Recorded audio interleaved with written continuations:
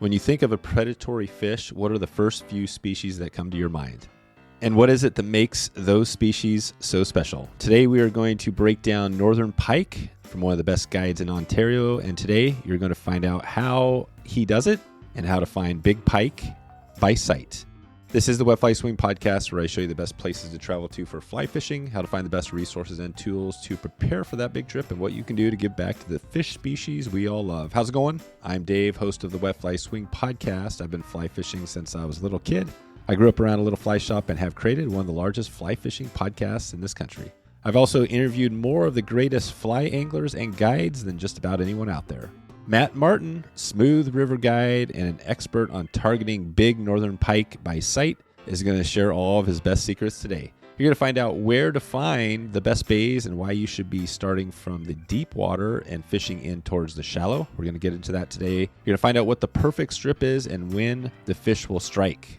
We're going to talk about that today, the exact strip you need to do, and also what the perfect color is that you're going to be needing to have success out there. We're going to get into all today, a bunch of tips and tricks. Plus, you're going to find out how Matt sight fishes for big pike and how you can do the same. We're going to get into it, seeing the fish, seeing the fly, seeing the take. It's all here today. Ontario at its finest. Here he is, Matt Martin from smoothriver.ca. How you doing, Matt? I'm doing fantastic, Dave. How are you today? Great. Yeah, this is going to be a fun conversation today. We are going to get into Northern Pike. We've talked some more Northern Pike over the years. We've talked Muskie. And really up where you are, Ontario, I think is a hot spot. We've heard a lot about it. And I think we talked off air, though. You got the SoFly crew coming on. We just did a podcast with them. And there's a bunch of great people. And it feels like we've been hitting Ontario hard recently because we've been connecting with the new fly fisher, and I've had a bunch of episodes with them that are coming up here. So it's been fun, but give me an update. What's going on now? It's almost, when this goes out, it's going to be kind of early February. Is it, it's kind of crazy right now. It's pretty cold up there, right? Yeah, extremely cold.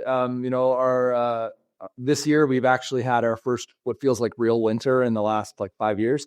We've had snow and ice right from the beginning of December. And typically, the last 5 years, some of our lakes haven't even froze over. So, I even went out on the ice just yesterday and we had 14 inches of ice in one spot that last year didn't freeze over. So pretty crazy.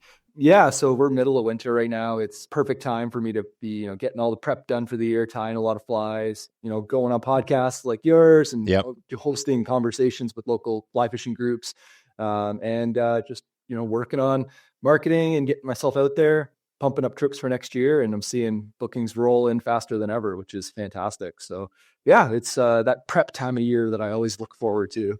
Yeah, this is the time when you live, right? The cold, wherever you're at. I guess unless you're in San Diego or something like that, where it's a little different. Exactly. Now the real work begins this time of year. The guiding is the fun work. Yeah, exactly. Did you grow up in Ontario? Yeah. I grew up in a town called Barrie, about an hour north of Toronto. It's kind of now been absorbed by what we call the GTA, the Greater Toronto Area. People live in Barrie and commute to Toronto for work. But I live just north of Barrie now. I live in a town called Midland on the shores of Georgian Bay, known as the 30,000 Island region. It's the world's largest freshwater archipelago. It's over 1 million acres of bay. It's off of Lake Huron. So people probably have heard of Lake Huron. Georgian Bay is just the other side of the peninsula there in Ontario between, it'd be Michigan and Ontario. Yeah, it's huge. It's a fantastic spot if you're an angler. I'm fortunate enough as a guide that I get to guide for, I think it's 14 species. And I think I'm at this point, I have 50 lakes that I'm comfortable on and about a dozen rivers. So we've got so many options for anglers up in this area. And even though it's close to, major population, Toronto's not small. That GTA is 8 million people. An hour north, you're on bodies of water where maybe you don't see anyone all day. It's crazy. That is cool. Yeah, that's always I think that's why, Ontario and really just Canada in general is a little bit better in a lot of ways. You can get out, away from the city, away from the pressure. I mean, how does that look for Northern Pike? Is it if you look at the species up in Ontario, you've got a number of big ones. Is that a top species? Is that number one? Or what do you think is the biggest species you're out chasing? Well, for me, yeah. So what am I chasing? Yeah. It's hard to say across the whole province because it's huge, right? Ontario is as big or slightly bigger than Texas. So the the species like population demographic, it changes as where you are in the province. But where I am, I would say some of the most popular fish would be, in the river or in the lake, sorry, is definitely the bass species. So like smallmouth and largemouth, closely followed by pike, walleye, muskie.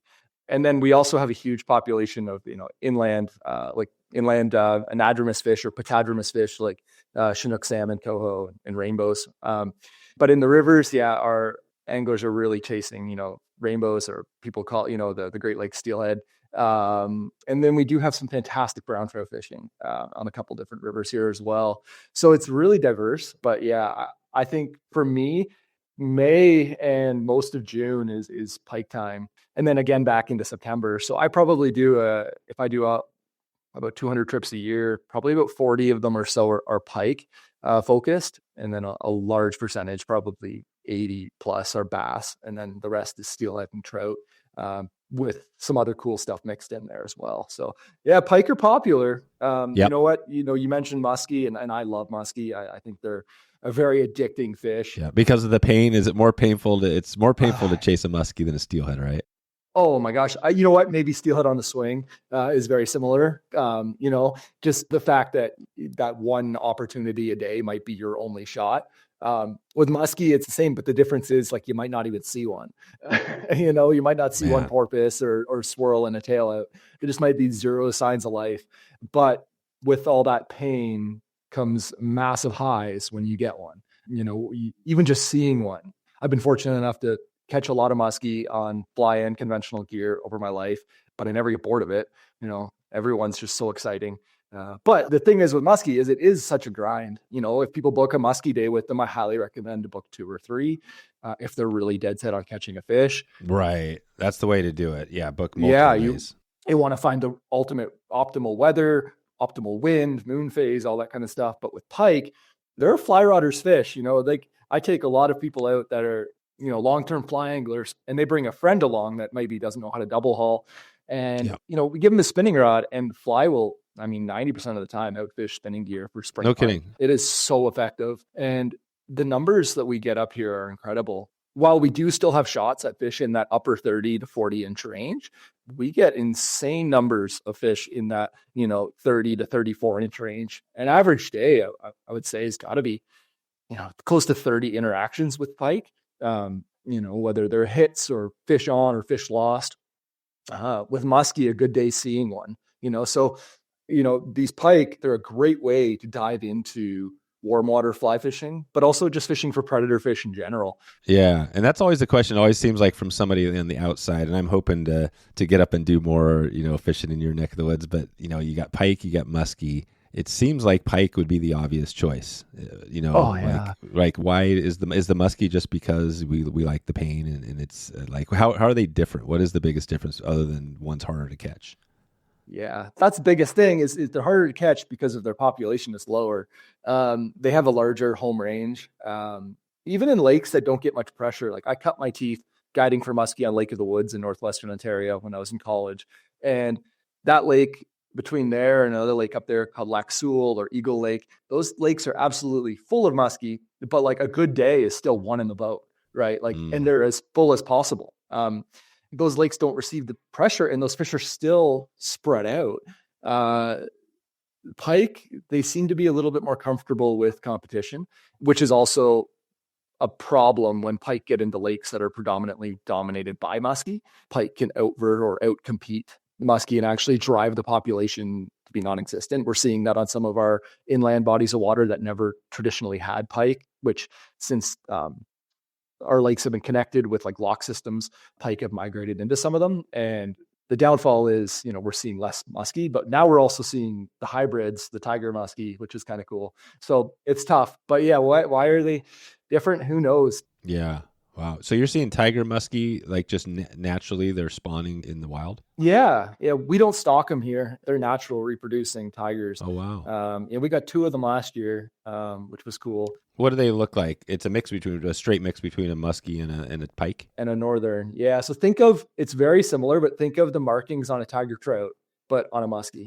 Now those wiggly, those wiggly lines down the side, the muskie are green with like a dark green barring. They have the tail of a pike, so the tips of the tails and all the fins are rounded instead of a sharp, sharp angle, like a sharp 90 or 45 degree. They're all rounded over. They're supposed to be sterile. I've heard mixed reviews on that. That the wild ones can also continue to spawn, depending on who you talk to. I'm not sure, but they're cool fish. And there are lakes like where I live on Georgian Bay. Like muskie fishing is a major part of our local like attraction, especially in the fall. We get people up here coming for muskie when they're like, it's a huge lake, so the muskie and pike have tons of room. And they occupy different niches. That's something I should say why they're different too.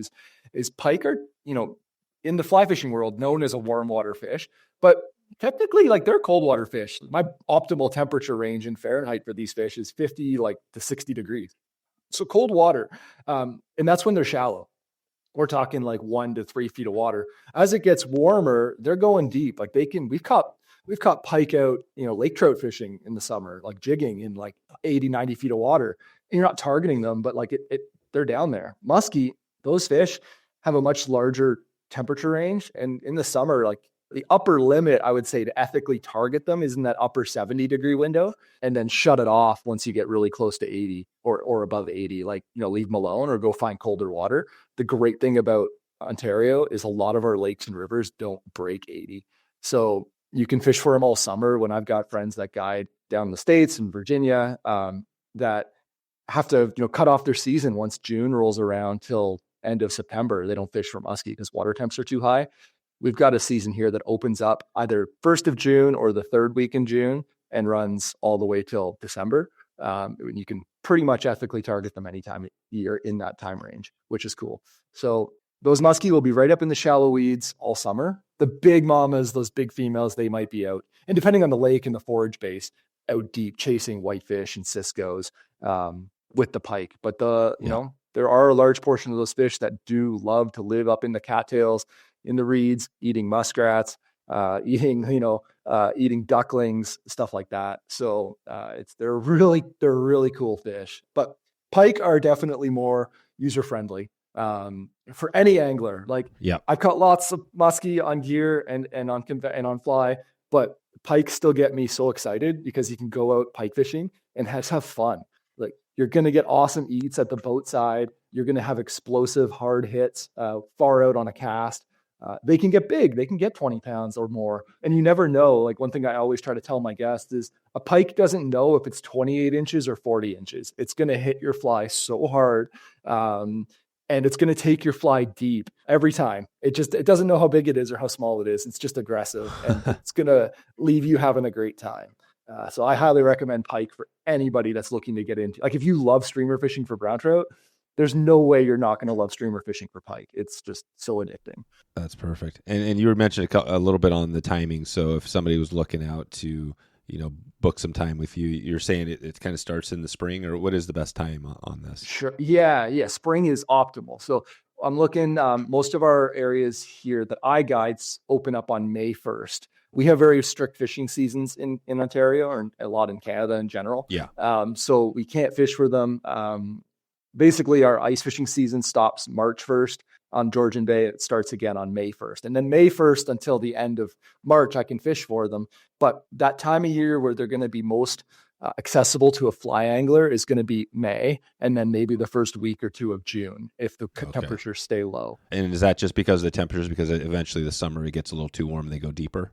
You got it. Yeah. So they typically spawn at the ice out or just while there's still ice on the lake, and they're running up like the local like estuaries, river mouths, weedy bays, and doing their spawn. So by May 1st, they're completely done their spawn and they're back feeding. So our areas, when you see fishing seasons in Ontario, they're trying to close them down during spawns. So we just don't have the ability to. There are some lakes where they're considered invasive and they're open all year, like I was talking about with muskie. But the bigger, more successful bodies of water I guide are open on May 1st, and they're up shallow. Like, we're first week of May, it's not uncommon to catch some of our biggest fish of the year in less than 2 feet of water, sitting out on sandy bottom bays, sunbathing, just trying to warm up. The main lake water temperature might be 42, 43 degrees. And then the back bays could be in those 50s. And those fish are just in there sunbathing, and they're not in there feeding like a lot of people think. they're going to go up shallow and feed. If you go into these bays, very rarely are you going to see a lot of bait fish and a lot of fish in there for them to eat. But what they're doing is increasing their metabolism to head back out and feed. So as they warm up, cold-blooded creature, right? They're going to sunbathe, warm up. And when that fly comes across their nose, they just can't say no, right? It's right. It's like, oh, cool, there is food here. And they take it. And pike fishing on the fly is fun, but sight fishing for pike on the fly, that's just a whole other level.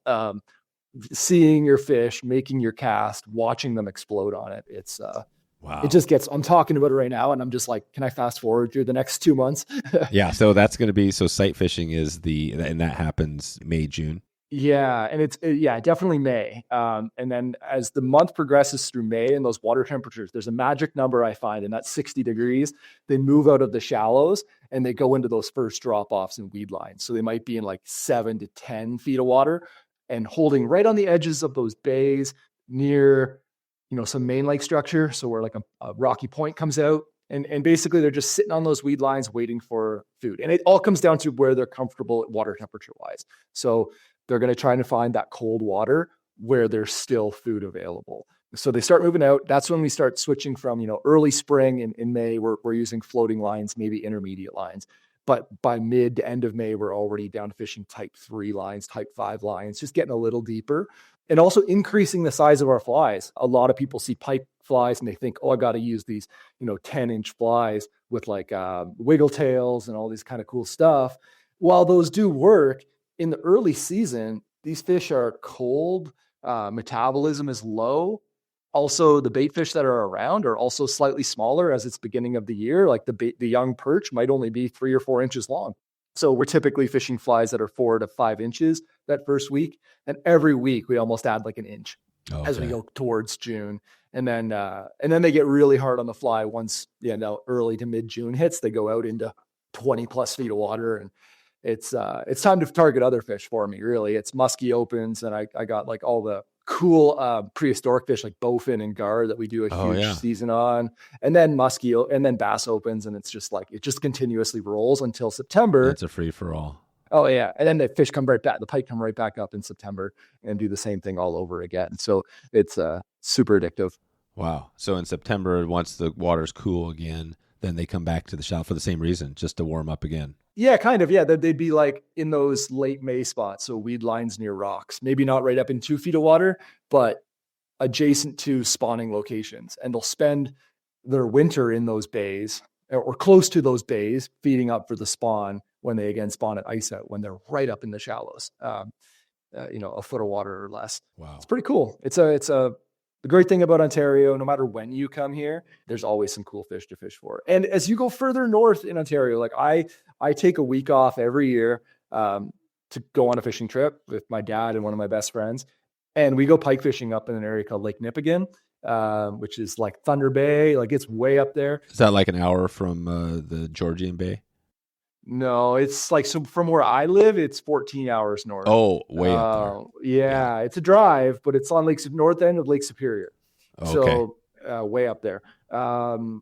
Anyways, it's incredible, but we go in the summer and the water's still cold. Water's still in the 50s, so ideal temperature. And those fish are still in like 5 to 7 feet of water, right? Those big pike, we're talking like huge pike at that point. Like these fish are averaging 35 to 36 inches, and our biggest one this past year was 45 inches. And I think we broke 20 over 40 inches in like 4 days of fishing this year. It was crazy. The best year ever. But yeah, just, even if you come up in the middle of summer, whether, if it's too warm for where I am, you can always head north. And there's so many lodges in Ontario where like pike are available all year. We have an insane amount of fishing lodges in Ontario. It's crazy just due to how many bodies of water we have. So as you go north of, let's say, like Sault Ste. Marie, that's when you get what I would consider Northern Ontario. You can fish for big pike shallow all year. Pescador on the Fly offers a full range of fly fishing gear for any angler and any budget, with premium rods delivered directly to you. This saves you money by eliminating the middleman markup. The El Rey G6 is the most packable high-performance fly rod on the market, performing like a 4-section rod but with unmatched portability. Never fly without your G6. Discover the El Rey series and more at pescadoronthefly.com. Trout Routes is the most comprehensive mapping app for trout anglers. With over 50,000 trout streams, 350,000 access points, public land maps, and more, Trout Routes is the #1 resource for navigating, researching, and exploring trout streams. You can download Trout Routes for free in the App Store today. Just search for Trout Routes on your phone and take your exploration to the next level. That's Trout Routes, TROUTROUTES. So when you're on, let's just take it early in the season, you're talk about that sight fishing. First of all, how are you getting there? What's the, the boat you're using? Yeah. So I guide out of an 18-foot Lund deep V fishing boat. It's kind of perfect for the bigger lakes that I guide on, just due to the size of the swell and waves that can kick up. So it's not like a low-sided John boat or bass boat. It's not flat-sided. It's still got pretty low draft. I think I can get into, a foot of water without hitting bottom, and at that point, if we're going shallower, I've been known to get out and just drag the boat slowly instead of kicking up weeds with a trolling motor, or use my push pole. Like I've got a push pole as well to pull you through the flats. But yeah, it's got all the updated electronics. So the Minn Kota motor with like spot lock that's all GPS connected. I have like the Garmin live scope. So we're like, so this is like the game. This is like the gamify. Is this the sort of thing we've talked a little bit about this? I've never seen it, but where it's almost like you're on a video game. You can just see the fish. It can be. Yeah. It's for deeper water fish. Like if we're targeting pike later in the season, so talking like that June timeframe, we can go off of weed edges and drop down the transducer on the live scope and look forward comfortably 60 to 70 feet in front of the boat in our lake, just due to the amount of sediment in the water. It starts to get a lot of interference if we try to go further than that. But we can kind of scan weed lines and actually spot fish before we even make casts. And how well, when you look at those, what does the fish look like when you're on that? It looks like a pike. Really? It is literally the shape. It's not just a blurry. It's real. Yeah. Clear. The technology has come so far in such a short period of time. I can tell. Most of the time I can tell species, or at least like body types apart. So like pike and muskie, they look the same. I can tell, a walleye looks different than a smallmouth, and a smallmouth and a carp kind of look the same. It's pretty neat. But yeah, so I have, coming from like, the traditional fishing guide here was a conventional guide with all the electronics. You can't be, I don't want holding yourself back by not acknowledging what's out there. So even for fly fishing, like it's so useful.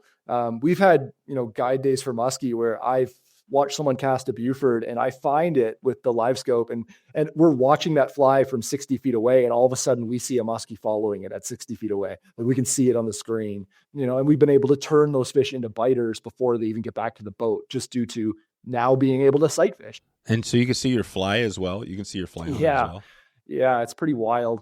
Some flies better than others, but like musky flies show up perfectly fine. If you're using like a woolly bugger, will not show up. But if you use like a clouser with lead eyes, it shows up no problem. So it's pretty cool technology, and it's incredibly useful for the smallmouth fishery that I have here. Often our smallmouth, we're talking pike, but often our smallmouth are suspended over deep water. There's been some really cool learnings that I've had this year where, I'm pounding a shoreline with some guests and we're catching some bass off some rock piles. And I just sweep out behind the boat, looking out into the mid lake, let's say 70 or 80 feet of water. And there's bass schooled up 10 feet below the surface, just behind us chasing bait. And we never would have seen them. And you throw your clouser over there and, you're getting double headers. It's so crazy. Like those fish have never seen a presentation, just throwing out into the middle of a lake. It's pretty unique, or not unique. It's just, it's really cool what we've learned from fish behavior. So yeah, that's kind of the outfit that I run. I got room for 2 fly anglers. I can get 3 fly anglers on there if people are comfortable taking turns, just switching out every fish type thing. And it's a blast because we can get into these shallow back bays. It's an aluminum boat. I'm not worried about, dragging it off of a rock slowly or bumping it off shorelines. Yeah. How do you get into the back bays? How do you get into the really shallow stuff? Yeah, well, that's where like, we got to cross open expanses of water. Like Georgian Bay is huge. It's hard to fathom until you've been here. It can be a sea. Like at times, if I'm looking at weather and I see winds that are like 15 miles an hour or more, I'm like telling people it's getting kind of windy. And that's not even that windy, right? It's just so big that it gets a serious swell. It gets a ground swell almost coming in. So you're getting 4 or 5 foot, rollers coming through the bay. So that's where having a boat like I've got with the high sides, you can go slow. You're not going to be going 40 miles an hour, but you can comfortably clip around it like 10 miles an hour and get through those waves and get over to where it's sheltered. And the great thing about Georgian Bay, especially where I guide in the 30,000 island region, is the amount of back bays. Like I say 30,000 islands, and that's legitimate. That's like estimate. And if the water drops a foot, you probably got another 30,000 more. The amount of protection that you have by looking at wind direction, and that's where hiring someone that's on the water all the time will be able to adjust day of and be like, actually, meet me at this boat launch because we can, we're protected on this side of the bay the whole time. And, it might be windy, it might be blowing 20, but this side of the bay is going to be completely sheltered and we'll be fine all day. You take your boat, you rip over to them. I'm not afraid of burning gas. Like there's times on our days where I'm running an hour at 40 miles plus an hour to start the day. Like it's big. We'll fish our butts off for 7 or 8 hours and then run that hour back. Huh. Is that what it takes to drive? If you go lengthwise across Georgian Bay, what does that take? 40 miles? I couldn't do it. It's over 1 million acres. Like I would need multiple stops. Oh, no kidding. You couldn't, Yeah. You wouldn't have enough gas to make it across Georgian Bay. Yeah, I can, like if you look on a map, it's on the southeast corner called Severn Sound. And you can go across, like I can go across. It's probably, if I'm at full speed, I can go from where I launch in Midland over to a town called Honey Harbor in about 25 minutes at full speed. Oh, okay. Yeah, you can. Yeah, but like that's a small portion of the bay. Like Georgian Bay itself is as wide as Lake Ontario. Like as wide as Lake Ontario is from Toronto to New York. Like it's huge. So yeah, I wouldn't do it. It's wide open. It'd be dangerous. There'd be no way. I mean, if you get the right day, I guess you could, and you brought extra gas, but the great thing is you just adjust your launch location. Like I have so many launches. And if I show people my map at the beginning of the day with like, even just on my phone, on my, my Google Maps pins, and I'm like, well, where do you want to go? And they just have a laugh because there's just literally thousands of proven bays where I've caught pike.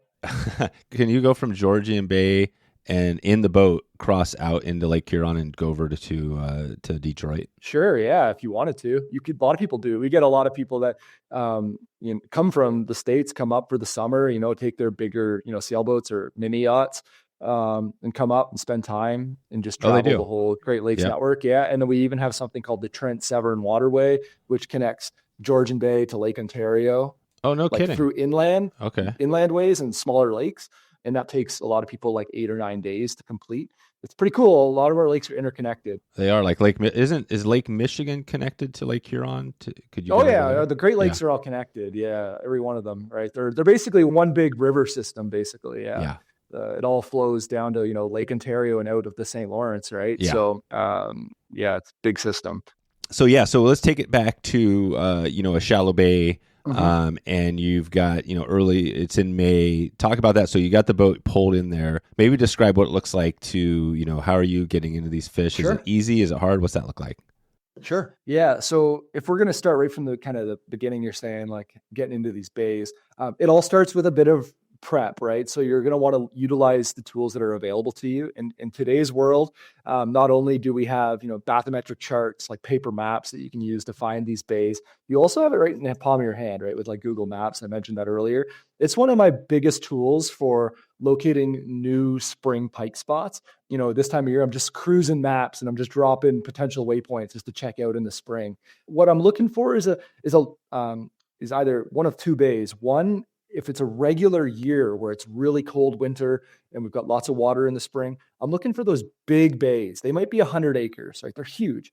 And you could spend a whole day fishing those bays. But what that's going to do is draw the largest population of fish into those bays. More spawning room, more food, more cover, just perfect. And the way to make that even better is if it's a shallow bay that's quite warm with a river mouth or two that's coming in. So whether it's, it doesn't have to be a big river. I'm talking rivers that might be 5-6 feet wide, just some current and some flow that will encourage these fish to come into, because a lot of them spawn in river mouths. So we're going to look for those areas. Bays that are facing south are a great option. A little bit more sun that time of year, warming up the back corners, which is nice. And then the biggest thing is finding the right kind of weed, the right kind of cover. So it's no secret that pike love cover and like weeds. They're a lie-in-wait predator, an ambush predator, right?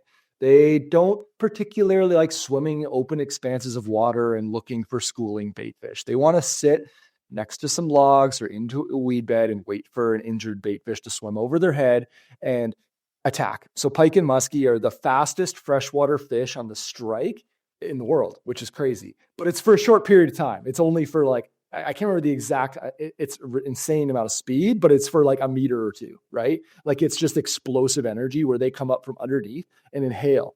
Wow. And they do a big, they eat and they turn their body 180 degrees and you just see this big like circle in the water boil, right? As we call it.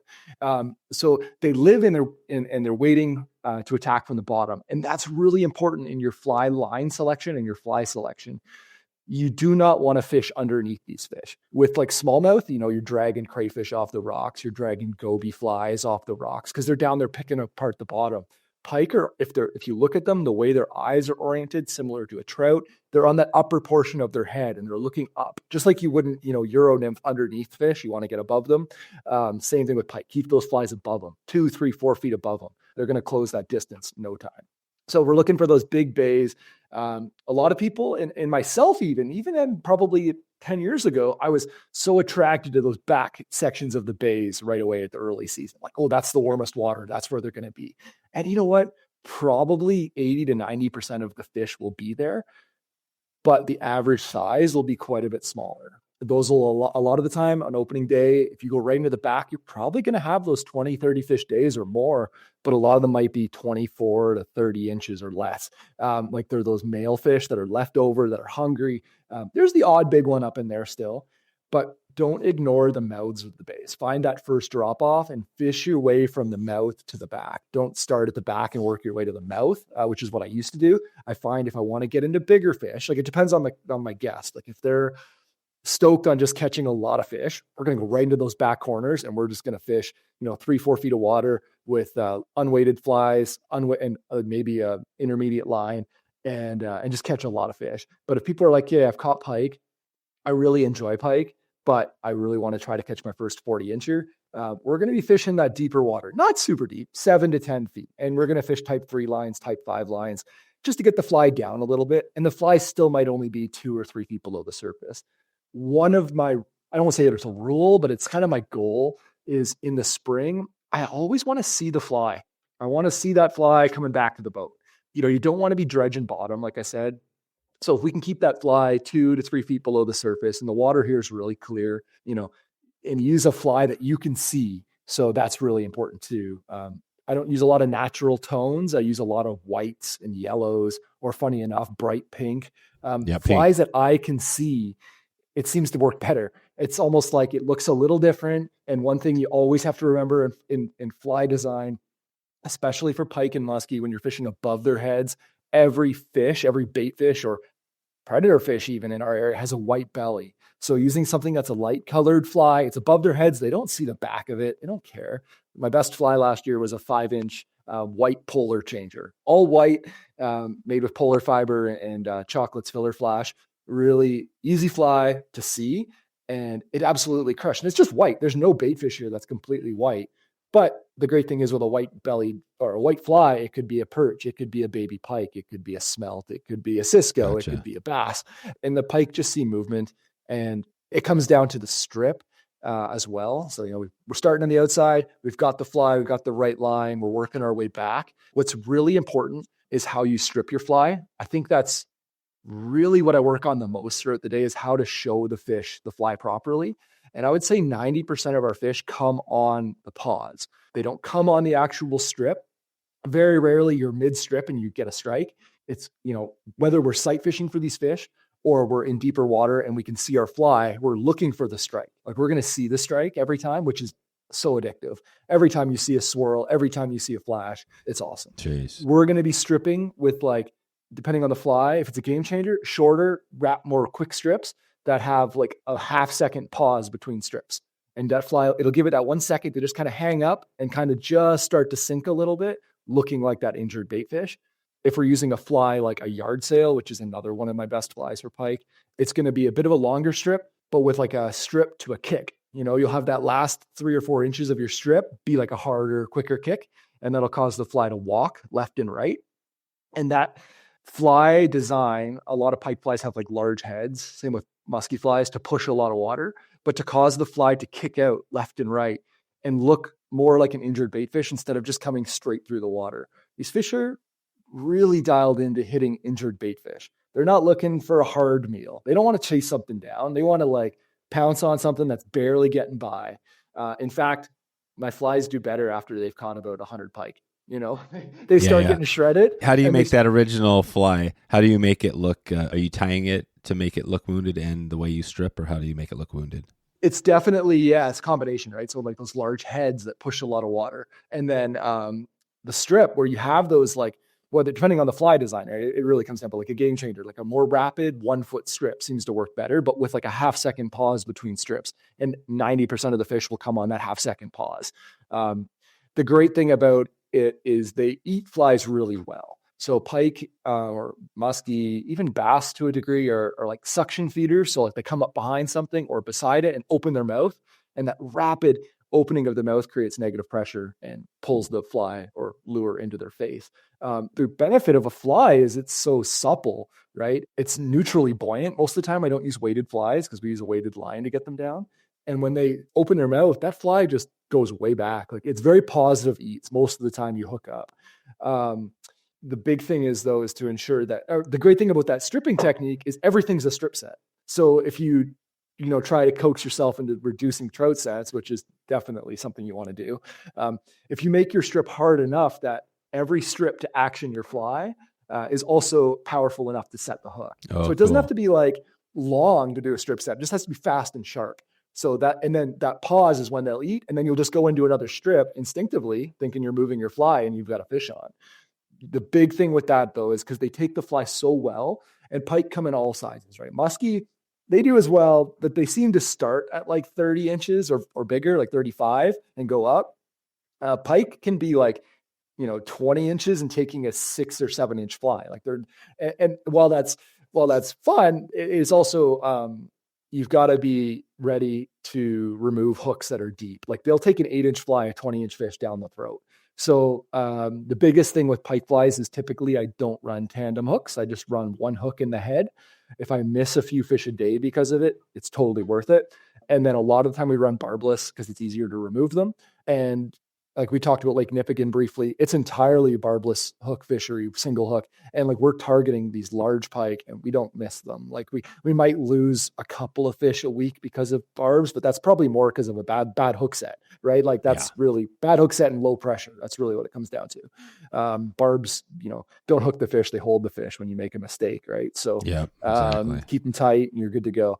The big thing with anything that I have to make sure everybody's, like I get a lot of messages like maybe they don't live near me and they want to know what we're doing to catch pike. I try to reiterate how important it is to have the right release tools and be prepared for large fish. Like don't go out with your bass net or your trout net thinking that that's going to be enough for pike. And for your average 30-inch pike, a steelhead net that we use here would probably be enough.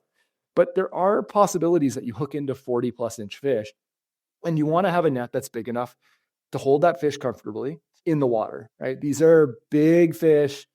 They're very aggressive, but they're big babies, right? Yeah. Like you hook them wrong, you keep them out of the water for a little too long, they don't release well. So you got to make sure you do everything you can to keep them wet. Well, what's the net you use? Do you have like a name, a type of net, or what's? I've got a couple of them. How big is it? Bigger than a steelhead net? Oh yeah, my net's much bigger than a steelhead net. My pike net is 34 inches across and like 36 inches long.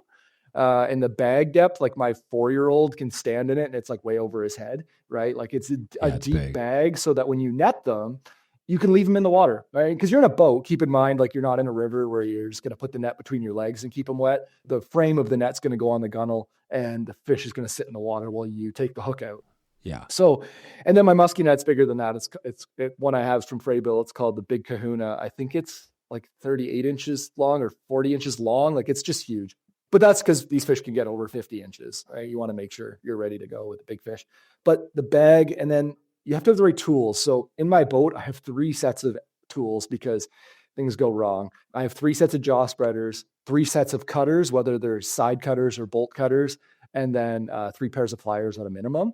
These are fish that you don't want to mess around with and unhook just with your fingers. Like have a pair of long needle nose pliers. They've got a lot of teeth.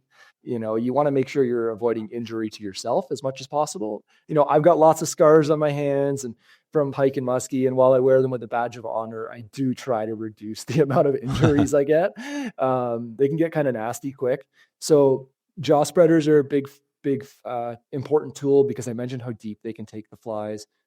Lures, they don't seem to take as deep, you know, if you're conventional fishing, just because they're hard, right? They open their mouth and they go to suck them in. And like, if it's a jerk bait, it just hits them in the mouth. A fly just crumples, right? It's all bucktail and craft fur and hackles. So it just crumples and goes right into the darkest part of their throat, which makes for positive hook sets, but a little harder to get out. So make sure you got the right tools for releasing as well. You got to protect these big fish. You know, we catch probably, you know, approaching 1,000 pike in a month. And of that, maybe 20 or 30 of them are those big fish that are those 40, you know, upper mid 30s to upper to 40-inch fish, right? So we don't want to be killing those fish. You know, they're important.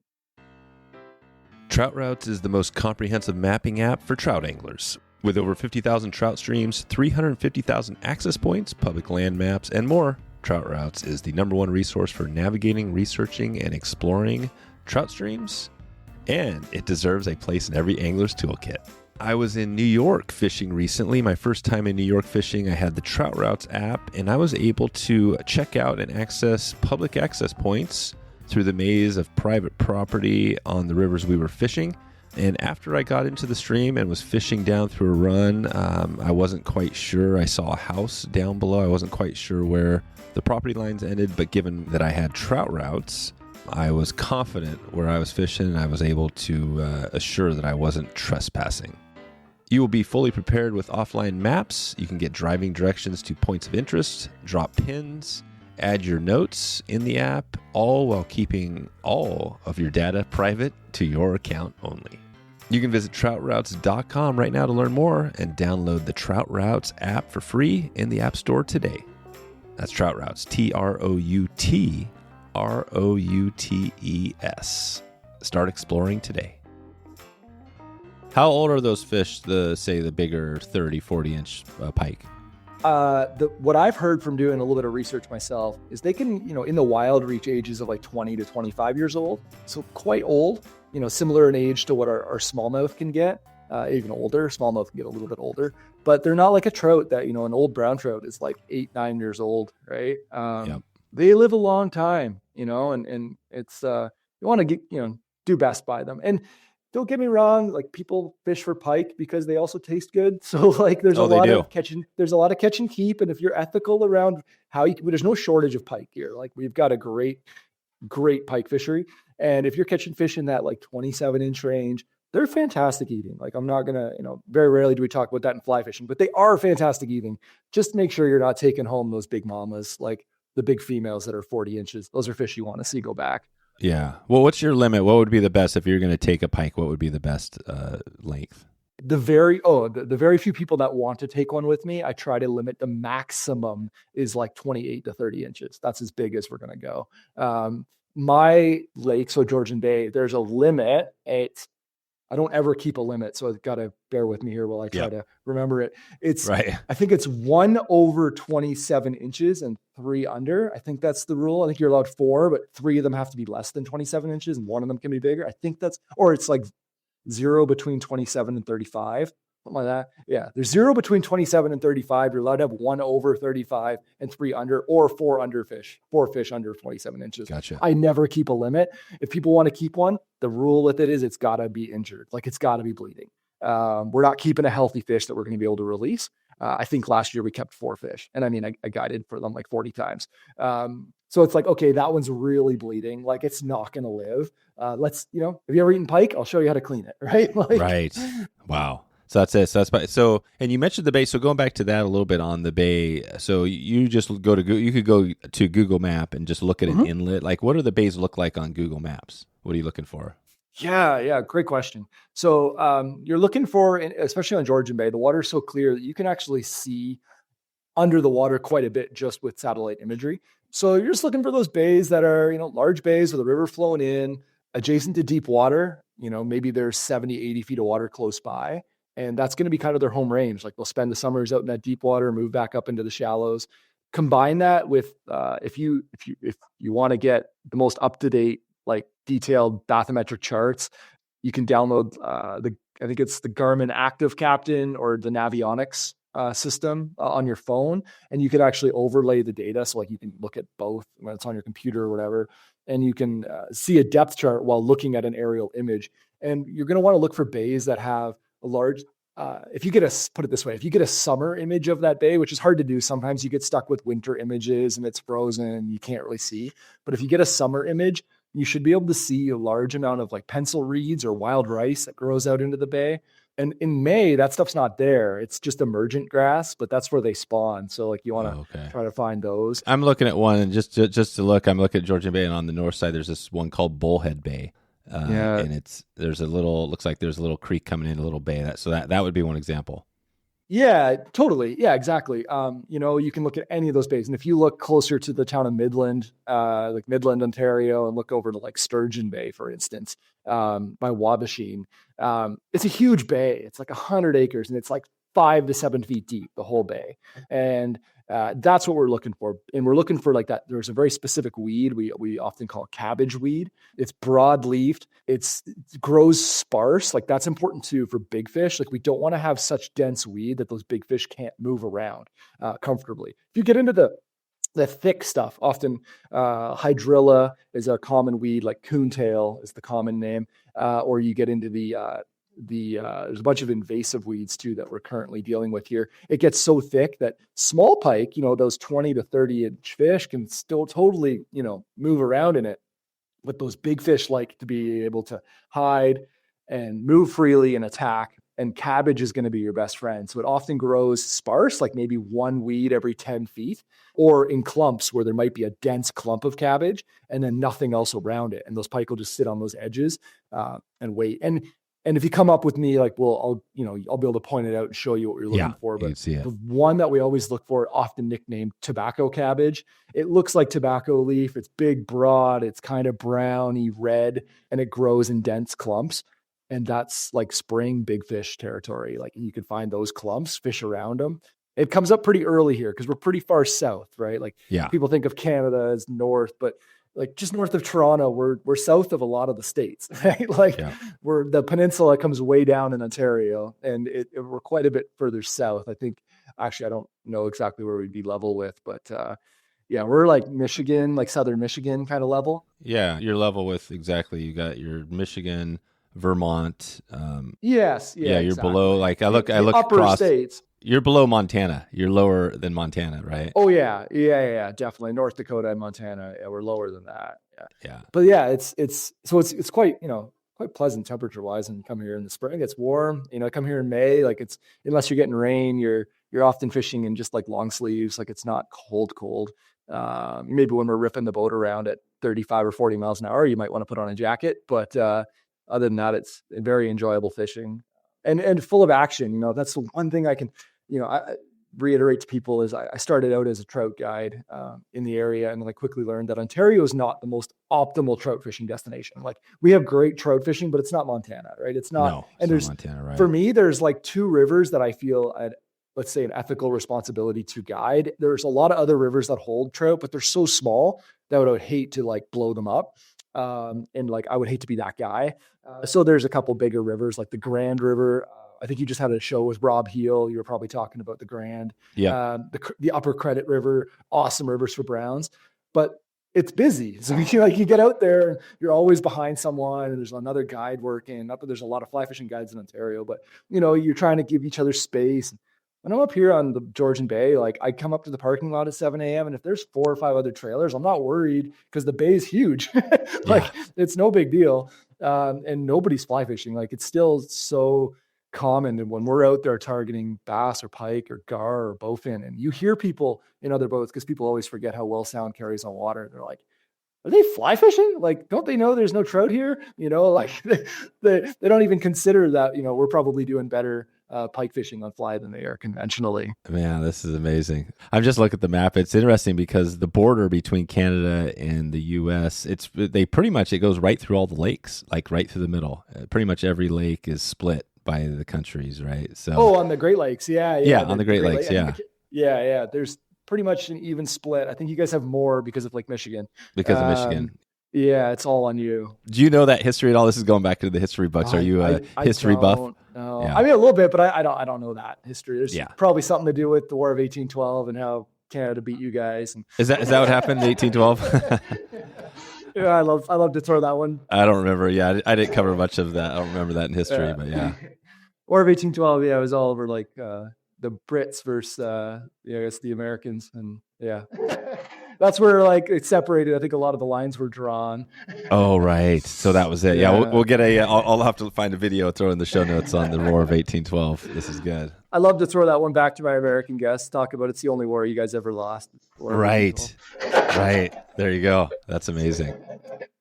I'll definitely bring it up at the dinner table with my kids, for school. It'll be fun to talk about that. Yeah, it's all in good fun. Oh yeah. No, it's all good for sure. So okay, so we got it. Well, let's take it out of here. I got a few more questions for you here on fishing, but I wanted to do our partner trip shout out segment, and today it's presented by Four Wheel Campers. So we've been Four Wheel Camper. We're actually planning a trip. I think this would be a cool one to do, a drive across. We just drove to Wisconsin last summer, and we're kind of heading up to Alaska, but I think this would be fun to actually drive across and head up your way. And the four-wheel camper is cool because it's a pop-up, right? So you got on the back of the pickup, and then when you want to camp, it pops up a few feet, and you've got a king-size bed on top. So we've been doing this, and it's been really awesome. So I want to give a shout-out to Four Wheel Camper first as we get into this segment. But for you, what is if we're talking partner brands that you're working with, you love, like what are some of those brands? Obviously, you got all the fly gear. Give us 3 brands you like out there every day that you're using for fishing. Can I give shout-outs to like local like businesses? Anything. And stuff? Yep. Cool. Anything you want. Yeah. Awesome. So I cannot speak highly enough about really Drift Outfitters in Toronto. They're our Ontario's fly shop. Like they are literally the fly shop that does it right. They have everything you need. Awesome guys. I have a great working relationship with them. Like give them a call, check out driftoutfitters.ca. Perfect. Those guys are awesome. They're fantastic. I'm just fortunate enough. I have a lot of people that I work with. Brands and stuff. There's some good brands out there, it's like, I work closely with like Redington and Sage, for my rods and stuff in the boat. Good quality stuff. Redington, especially, it's like nice price point for guide rods. Yeah, it is. Like I'm not too worried if people are breaking rods, and Redington's great. Like you can just buy a tip and it's over, get it quick. But yeah, those are kind of the big ones. Smaller scale, I have the best marine mechanic. If anybody's listening from Ontario and is looking for a marine mechanic, check out Bear Repair. This guy will drop like everything at the top, drop his hat to help me out. Nice. Like he can cancel everything on his schedule to get my boat back in the water. Like he's awesome. And he knows it. He's like, you're doing this for work. These guys are cottagers. They can wait an extra couple days. That's awesome. What's a cottager? So we have a massive area called like Ontario's cottage country. About an hour and a half north of Toronto is this area called Muskoka, and it's thousands of lakes. And it's people that have holiday homes. Lots of money. Lakes, and I guess some of them. I mean, a lot of them are family homes that were purchased. These cottages purchased way back, and they might have bought them for like $5 or $6 and they've just sat on this property forever. Now they're worth millions. But so the cottagers, we have like my town grows by like it's got to be 20,000 people in the summer just because of cottagers, local cottagers. So it's exciting. Good spot. Awesome. So there's and what was your boat that you have there? What was the brand? Yeah, I have a Lund fishing boat, pretty common boat in like northern states and southern Ontario. Probably the standard, I would guess, that you see out here for aluminum boats.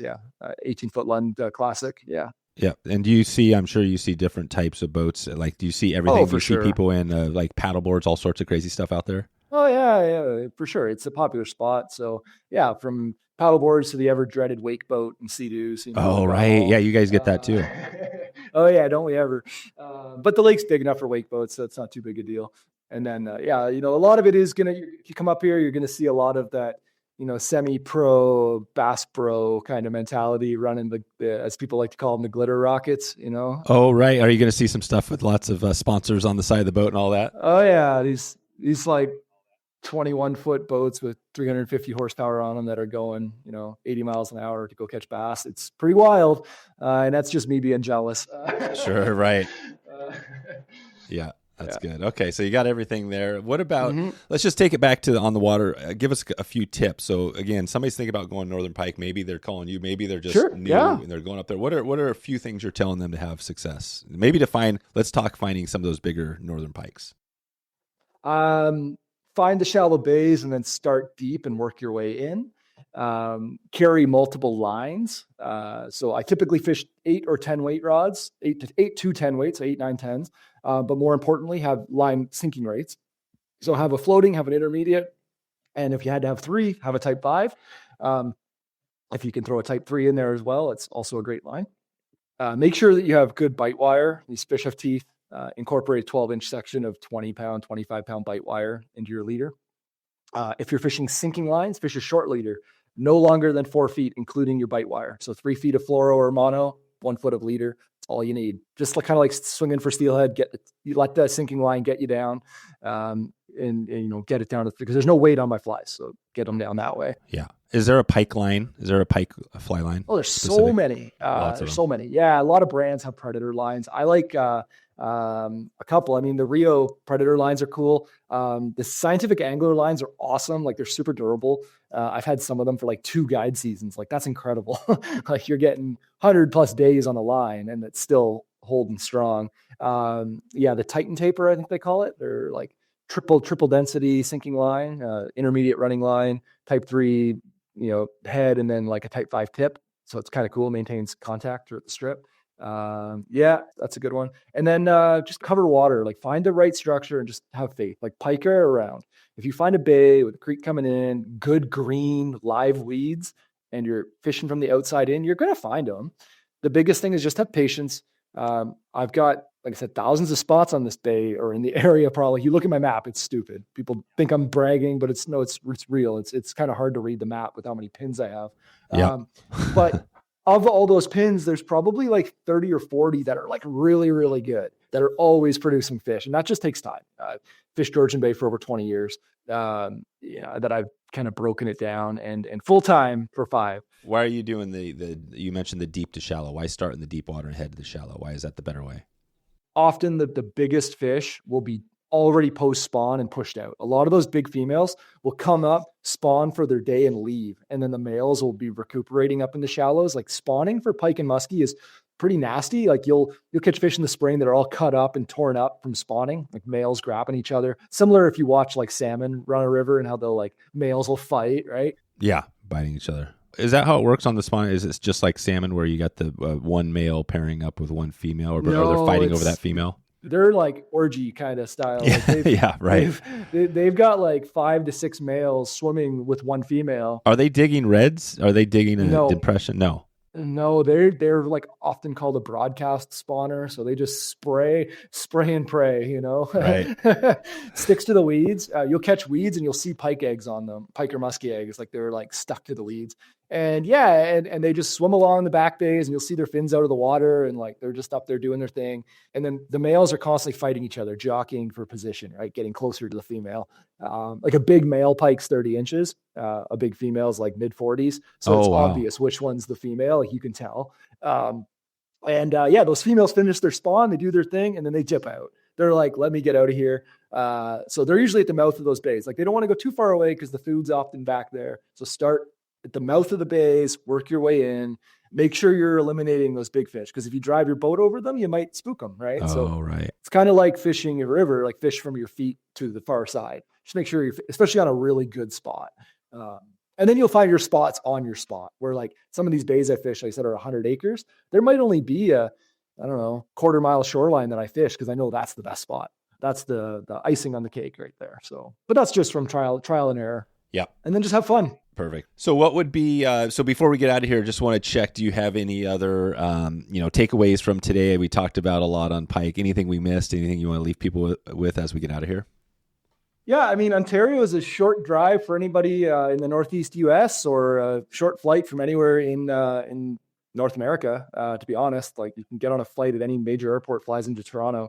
I live an hour from Toronto. Like it's a major metropolitan center. But you come up here, it's endless lakes, little pressure, right in the middle of what we call the Canadian Shield, all the granite outcropping rocks. It's gorgeous, and lots of options. So, if you're looking at planning fishing trips, or if you're in Toronto for work, because a lot of people like, Google and that have had offices in Toronto.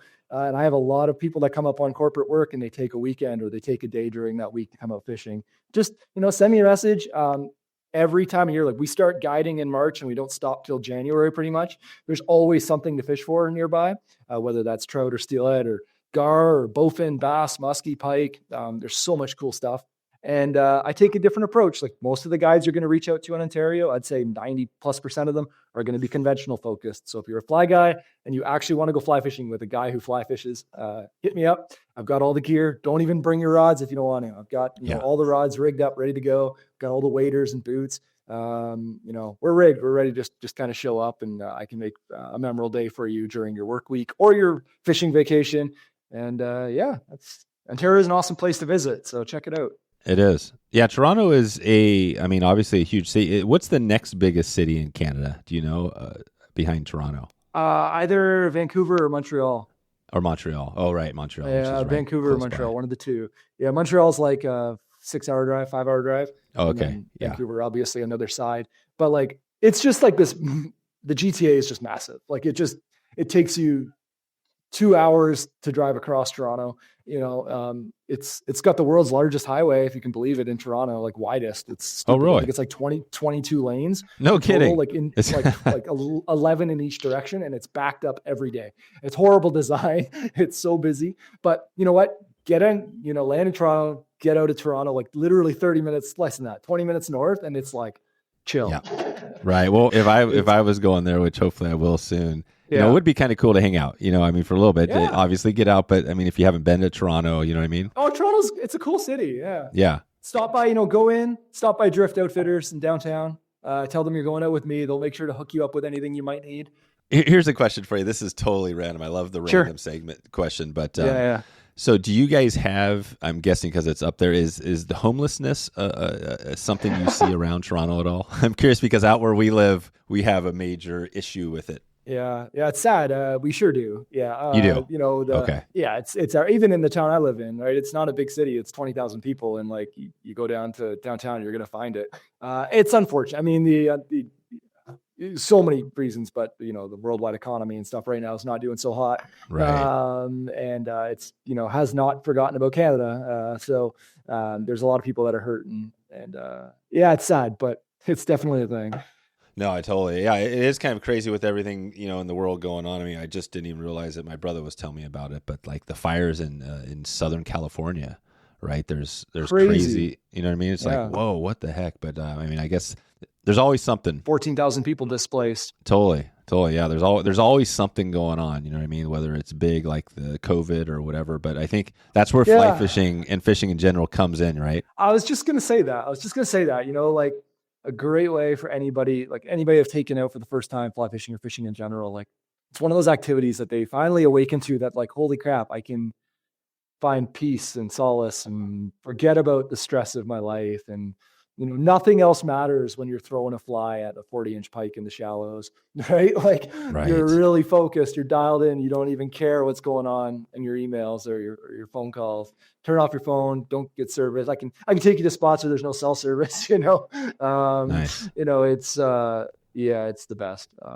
It's good. I don't know what I would do without fishing in my life. That's for sure. Right. Totally. Well, before we get out, give us one. I love to get into the music or podcast a little bit. On a road trip, are you listening to more music or podcasts? Yeah, both for sure, depending on the length. I eventually, I love starting out with podcasts, listening to fishing podcasts. Like I mentioned, my friend SoFly. Oh yeah, awesome. The local Ontario boys, they do a good thing. Yeah. There's a couple good ones up here. But I'd be a bad Canadian to not acknowledge one of our most famous bands in the Tragically Hip. Okay. Those guys rocked it so hard from Tragically the Hip 90s into the early 2000s. Rest in peace, Gord Downey, the lead singer. But they are the Canadian anthem. I've got I shouldn't say it because it might wreck my streak, but if I'm muskie fishing and on the way to the lake, listening to the radio, not on Spotify, a Tragically Hip song come onto the radio while I'm going, we're going to catch a muskie that day. No kidding. That's what Wow. happens. It seems to be that way. So yeah. What's do you have a song? What one? I mean, we could look them up. Oh my God. Is there a bunch? Oh my God. There's so many good ones. Wheat Kings or the 100th Meridian or, oh my God. They're the Canadian national anthem more so than O Canada. Gotcha. If you came up here and like, if you're Canadian and said you hadn't heard of the hip, especially if you're like a fly angler or an angler and hadn't heard of the hip, people would look at you sideways. So if you're coming up here for the first time, get a little bit of, Canadian, knowledge through listening to the words of Gord Downey, and you probably learn a lot about the country just listening to some music. This is great. Okay, well, we're going to plug that in right now. We'll put some Tragically Hip in the show notes and maybe awesome. On Instagram, on a reel or something like that too. So there you go. Yeah. Cool, Matt. Well, this has been great. We will definitely be in touch, and I think we're going to be putting together some stuff around trips and everything too. So definitely appreciate all your time today. And yeah, looking forward to getting on the water and staying in touch. Yeah, I appreciate it so much. It was so nice talking to you, Dave. I had a lot of fun with you as well. And anybody, yourself included, if you have any questions about the area, just reach out. I'm always available. All right, quick call to action for you today. Head over and check in with Matt, smoothriver.ca. Let him know you heard this podcast today. And if you're interested, check in with him and see if he has any openings. We talked a lot about May and June today. He might also have maybe something later in the year, but check in with Matt. Let him know you heard the podcast. And also, before you get out of here, click and follow the show. And you'll get that next episode delivered right into your inbox. We've got a big Argentina trip going right now. If you want to find out more about that, send me an email, dave@wetflyswing.com. We're setting that up right now. Argentina, Golden Dorado. It's something I know a lot of people are thinking about, talking about. It's one of those destinations, trip of a lifetime. So check in with me if you have any questions, and I'm going to let you get out of here. I hope things are going well right now for you, and I hope you have a great morning, a great afternoon, or evening, wherever you are in the world, regardless of where that is. Maybe you are out on the eastern part of North America, and you're listening to this one, getting ready for some pike. Maybe you're out there on pike water right now. I hope you found some good nuggets of information in this one, and if you did, let me know. I'd love to hear from you. Thanks again, and we will talk to you on the next one.